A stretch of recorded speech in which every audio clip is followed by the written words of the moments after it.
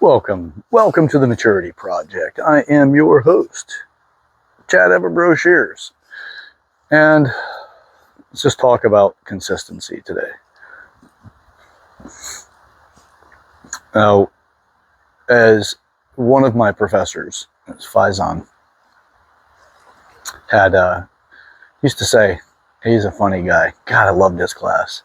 Like you'd walk in, and every time you would walk in, he'd be playing, before class officially started, he'd be playing something like from the 80s or 90s, commonly more. It was the 80s though. And you just walk in and like, this guy is just he's a jovial guy. He's this jolly big guy, and what an intelligent, funny, friendly, very welcoming person, but he's just big in stature. He'd playing this music and all that, but he would always he had like these little things that he'd say, like keep your affect over your effect. It doesn't matter. You don't know if it's a tiger about to jump out at you. Which I messed that one up, Faizan, but if you watch it, it's been a few years, bud. But always be doing something. And what that is it's look, just the great thinker is incredibly inspiring, but there's challenges with it because there's a thing that's called paralysis by analysis. And look, there's phases to go through. I did it. I don't really sit with too much analysis now. The wheels are turning usually while I'm analyzing a situation.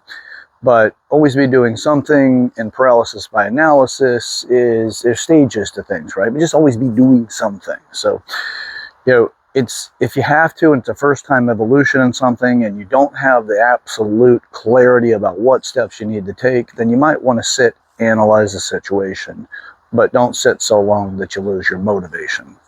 So do something. I've gone through my own challenges. There's a thing about this. Like, you're catching this in the process, right? I'm not Tony Robbins. I'm not, the other, obviously I'm not Zig Ziglar, and that's not my intention anyway. I'm not after their crowns. I'm in the process. I'm failing up and failing forward. My goal is to help make sure that I am doing everything I can to inspire people to think and to grow. So I'm doing stuff like this, right? You go on, it's unscripted, because I don't really do the best with scripts anyway. I actually do really well categories to talk about, but scripts themselves, especially down to the highly detailed scripts, not the best, not really my area of interests. I'd rather just get on and talk openly about things that matter to me, that have made a difference for me. So, always be doing something.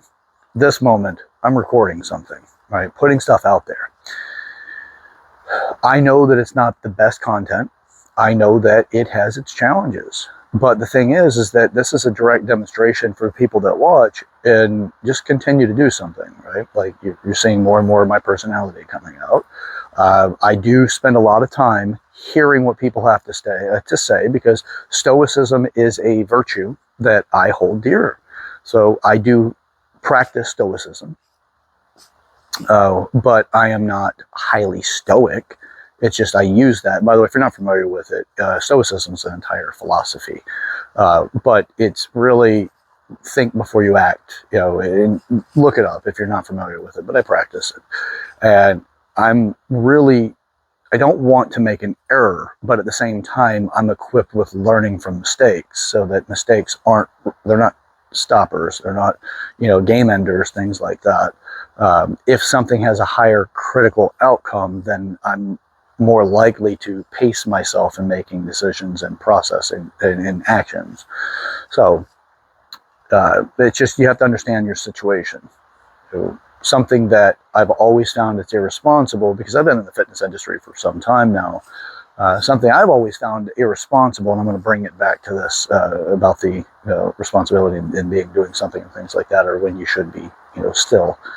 But no pain, no gain. Well, it's incredibly irresponsible. Like, I'm a corrective exercise specialist. I spent a lot of time. I worked for 3.5 years in a physical therapy office. Ran my own facilities, and then trained and developed a lot of trainers as I became a consultant, and I didn't like the industry overall, especially popular industry, big box gym, stuff like that, because, you know, kind of a connection between standard personal trainers and the life cycle into physical therapy, because look, they don't teach you injury prevention very well in the industry when you go to personal training. So I've spent a lot of time learning how to keep your train of thought. But, you know, how to take your time, pace yourself, and when to be stoic, when not. And, you know, it takes something to truly, you know, recapture that thought process.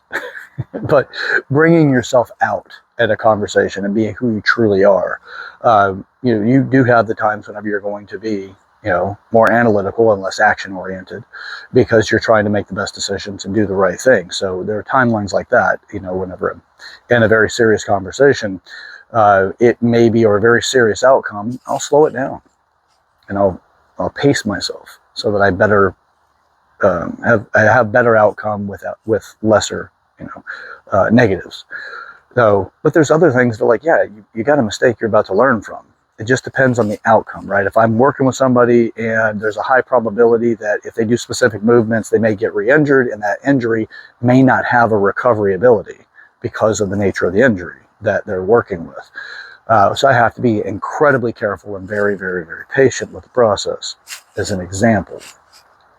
And there's other things that, you know, in the fitness industry, it's like, yeah, this person has no, you know, injuries, their muscle imbalances are very minute or minor. You know, they don't have any history whatsoever of anything I need to be concerned with, and they would be what I would classify as a green client. You know, I can do whatever I want with this person as far as athletic abilities and things like that. And you got, you know, whatever their tolerance level is for the effort. You just do stuff with them. You don't need to be patient. You don't need to be slow to thinking, and you can just do with those people. So it's not a definite always be in action when there are times that you should be, you know, but be in action in your mind. You're not idle there.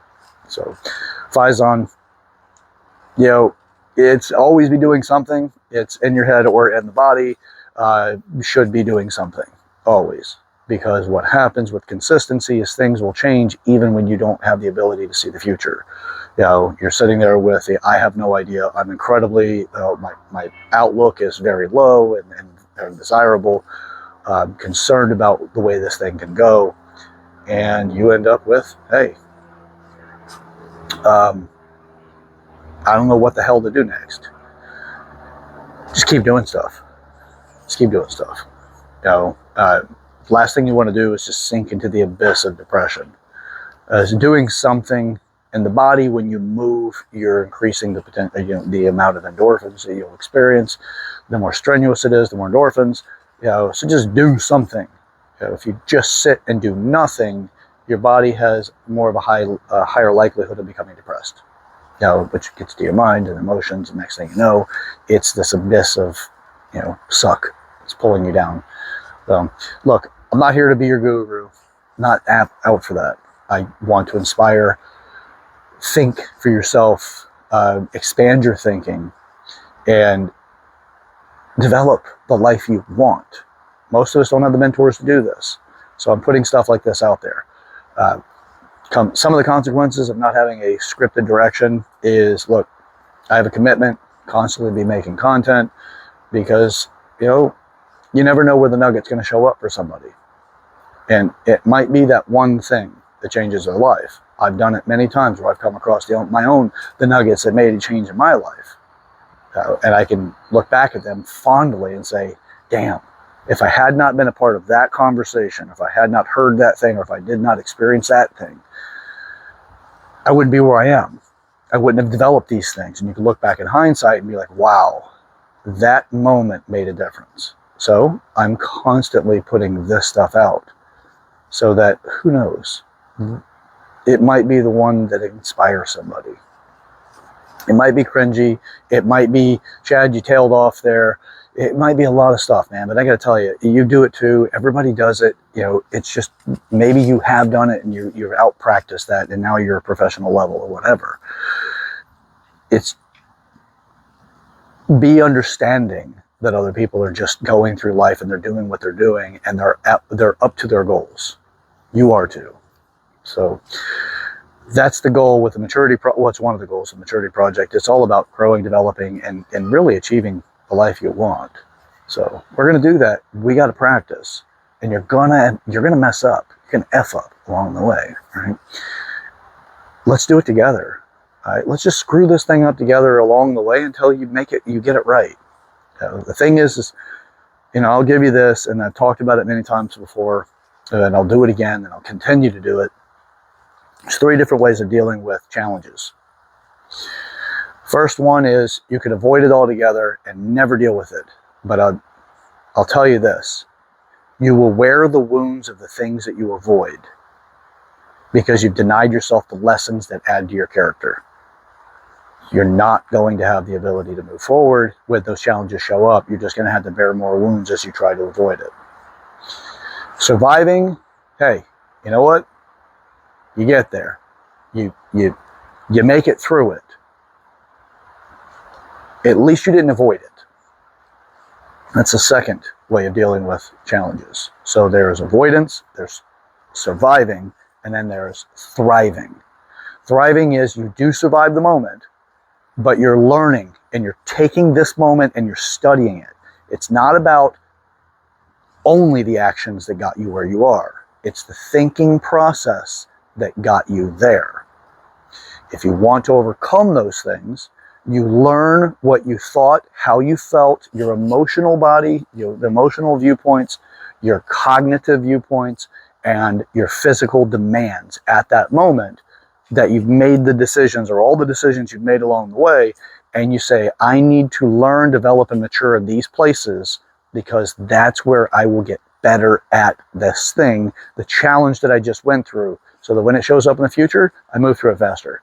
I may actually move through it in such a way that I don't even notice I went through it until after it's over. And then you go, well, shit, that was easy. I remember before that damn near stopped me, or it did stop me. And now let's move through it.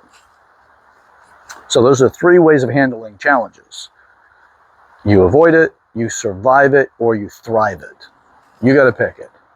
So thriving it is one of the hardest on the front end. Avoiding it is one of the easiest on the front end. Because when you survive it, it's hard, but you don't have the added stress and the mental energy that it takes to study it, and the questions and the emotional impact of the fact that you made decisions that got you there. When you're just trying to survive it, hey, once you feel the pressure and the stress of whatever it is that's making you feel like you need to survive, once it lifts, you're just like, hey man, I'm good to go. It'll come back, by the way. On the survive model, it comes back. You just get better at surviving it. But you don't know how to route through it faster. You're going to constantly deal with that thing in different forms, but it's not really going to grow a lot. So it kind of levels you off on your development. Avoiding it robs you of your growth and development. Thriving will take you to your next level. So with that, let this video be that inspiration, potentially, for you. That, look, I'm doing it. I'm putting stuff out there. I had some stuff to talk about, and then I had other stuff I used in there that just kind of like went with it. So, look, we're in this together. You can either sit in the bleachers and, throw, all kinds of insults or whatever you want at the people playing the game, which I'm not the only one playing the game. It's people that are subscribed to this channel that are playing the game too. If you haven't subscribed, good time to do it. Or you can get out there and play on the court. You can be one of those people. You can be in a supporting role. You don't have to necessarily be on the court. You can provide towels and water and whatever else that's supporting the team, cheerleading, whatever. But the people that are in the stands, they got a whole bunch of crappy stuff to say. They really don't do a whole lot with their life. But it's a decision to be there. It's a decision to play the game. The ones that get the contracts, the ones that make the money, the ones that experience life, and the ones that get the Maseratis or whatever the hell it is that you covet, that you're inspired to get. The person playing the game is the one that's more likely to get it than the one sitting in the stands. You make your decision. Okay? So put your comments in the comment section. Throw something out there for the community. You can throw it out there and same and just say, hey, Chad, you know what? This is a cringy one. I don't care. I'm here to do what I can because I want to inspire. And look, I got to take some licks on the chin. Makes me a better boxer, better fighter. But at the same time, you know what? Hey, man, I'm trying to do this not only for myself, but also for you. So join me in that. If you haven't already subscribed, subscribe to the channel. Share this video with the person that you want to make an impactful conversation with, a change with. You don't necessarily need to have them go with you. You just don't want them, the one that's close to you, you don't want them to pull you back. It's the benefit of enrollment. At least they know you're up to something. I know I've said this many videos. And if it hasn't hit yet, I hope it hits on this time. The people that are close to you are going to want to continuously help you get back to where you seem the happiest when you're going through something and you're stressing. If they don't know you're making change and that stress comes with the change and that is the forging of your next level, your next stage, your next evolution of you, if they don't know that that is the stress required, they're going to try to bring you back to where you were before when you seem to be the happiest or most content from what they know, because they don't know anything else. When you enroll them, they get it.